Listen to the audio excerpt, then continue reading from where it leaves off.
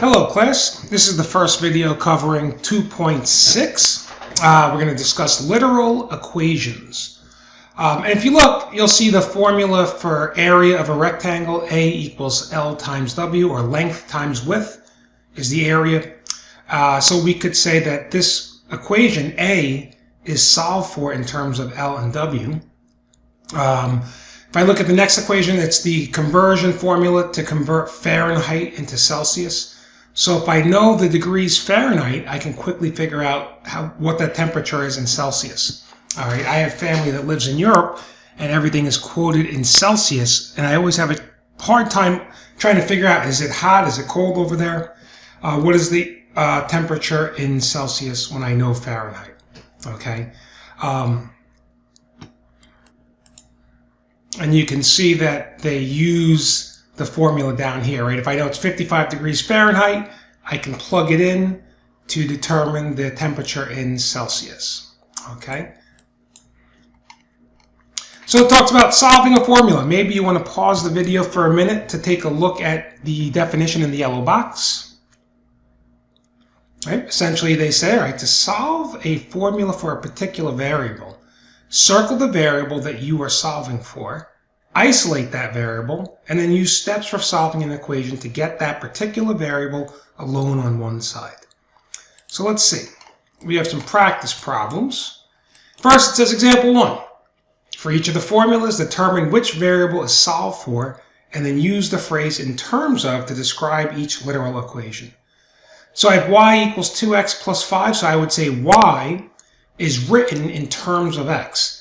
So the variable that's by itself, you'll always start with. So you'll say d, or distance, is written in terms of r and t. Right? So r and t in this case would be rate times time is distance.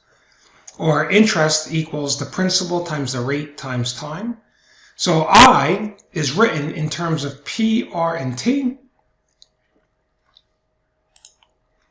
And letter D, because we don't have a variable to one side all by itself, this equation is not solved for any one variable. Right? Letter A, this first equation is solved for y, and it's written in terms of x. Letter B is solved for D, because we have D by itself, and it's written in terms of r and t. Letter C, I is solved, or the equation is solved for I, and written in terms of p, r, and t. But letter D, since no variable is alone by itself, the equation is not solved for any variable. All right. Take a look at example 2. All right. So it says solve each formula for the indicated variable. So if I have A equals L times W, and I have to solve for W, let's take out my pencil. I'm going to rewrite this problem over here. Okay, so I rewrote A equals L times W, right? Length times width is area. So if I want to get L by itself, or I'm sorry, W by itself, if I divide both sides by L, you see what happens. The L's cancel, and I'm left with A over L. Maybe I should make my L a little different, right? Because it looks like a 1. There we go. All right, A over L equals W. So now this equation is solved for W in terms of A and L. All right, let's try another one. If I have to do letter C, I equals PRT for P, I'm going to rewrite the problem.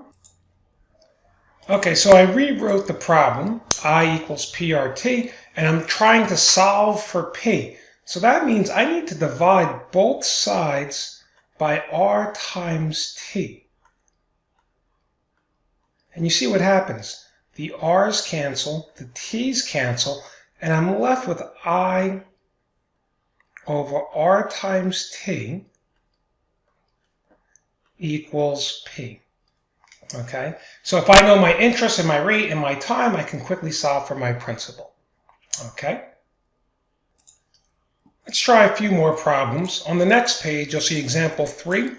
I'm going to do letter A and then letter C. So let's first start by rewriting letter A, just so we have some more room.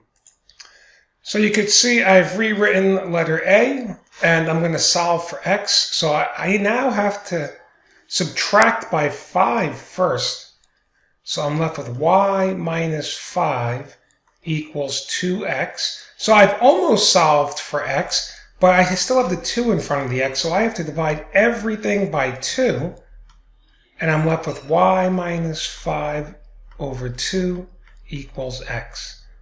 And by the way, if you wrote your final answer as y over 2 minus 5 over 2 equals x, I would accept this also, right? So this is okay, and this is also okay, right? Either way is correct, all right? I'm going to try letter C, so I'll give you a moment to copy this work if you like, and then we'll work through letter C.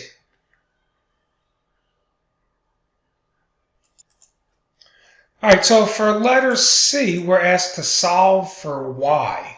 So I need to get y by itself. So my first step is to subtract 2x from both sides, and I'm left with negative 3y equals 6 minus 2x. Next step will be to divide everything by negative 3, and I'm left with y equals 6 minus 2x over negative 3. And if you leave your answer like this, that's completely fine. If you went a step further and wrote your answer as 6 over negative 3, and then minus 2x over negative 3, that would be fine too. And then you can even reduce that to y equals negative 2 minus 2x over minus 3. Or because you have a negative and a negative, you could write y equals negative 2 plus 2x over 3. Right? So you could write that as a final answer. You could write this as a final answer. Or you could just stop right here. Okay, this is perfectly fine. All right, I think I'm going to stop here, and then we'll work through some more problems. This is a short lesson, so make sure you practice the practice problems before watching video 2. Thank you for watching.